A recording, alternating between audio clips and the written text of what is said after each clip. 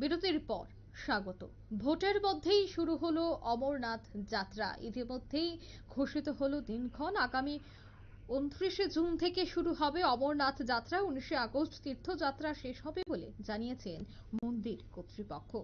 ভক্তবৃন্দরা গোটা বছর অপেক্ষা করে থাকেন অমরনাথ যাত্রাকে কেন্দ্র করে। প্রচুর সংখ্যক ভক্তবৃন্দরা তারা অমরনাথ যাত্রার জন্য বেরিয়ে পড়েন।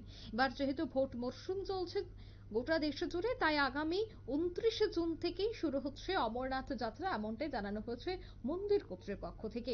সে বিষয়ে আরো বিস্তারিত জানবো। টেলিফোন লাইনে রয়েছে বিশিষ্ট সাংবাদিক অঞ্জন শুক্ল। অঞ্জন বাবু, 19শে আগস্ট থেকে শুরু হচ্ছে, দুঃখিত, 19শে আগস্ট পর্যন্ত তীর্থযাত্রা থাকবে অমরনাথে, কি জানতে পারছেন?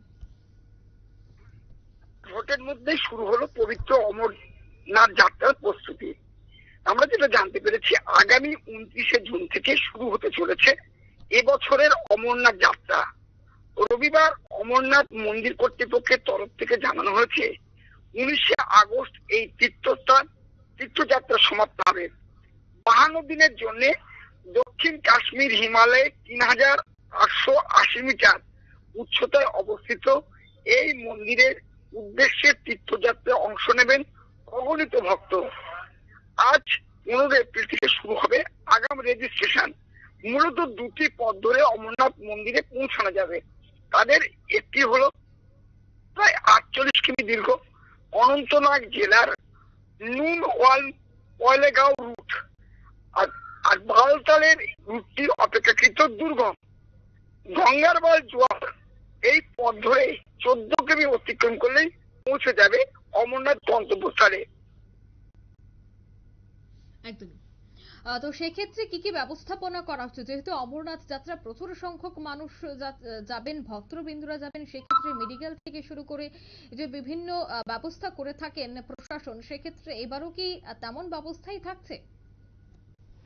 অবশ্যই এবছর আরো বেশি পরিমাণ নিরাপত্তা রক্ষী নিয়োগ করা হবে, যাতে কোন রকম কোনো অপ্রীতিকর ঘটনা না ঘটে। সেই জন্য প্রশাসন কিন্তু কড়া দৃষ্টি দিচ্ছে। এখন থেকে শুরু হয়ে গেছে তার প্রস্তুতি পর্ব। বলা যেতেই পারে অমরনাথ যাত্রাকে কেন্দ্র করে প্রশাসনের মধ্যে বিশাল একটা বিশাল মোতায়েন করা হয়েছে, এবং যাতে কোনো অপ্রীতিকর ঘটনা না ঘটে এবং যাতে প্রত্যেকটা তীর্থযাত্রী সুষ্ঠুভাবে পৌঁছতে পারে সেগুলো প্রশাসনের নজরে রয়েছে।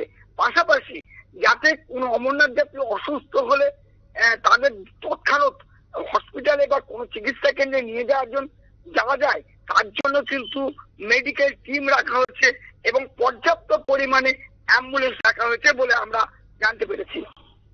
একদমই, ধন্যবাদ অঞ্জন বাবু। অর্থাৎ 19শে আগস্ট তীর্থযাত্রা শেষ হবে বলে জানিয়েছেন মন্দির কর্তৃপক্ষ। শুরু হচ্ছে 29শে জুন থেকে। ভোটের মধ্যেই শুরু এই পবিত্র অমরনাথ যাত্রার প্রস্তুতি। নিয়ে নিচ্ছি ছোট্ট একটি বিজ্ঞাপন বিরতি, সঙ্গে থাকুন।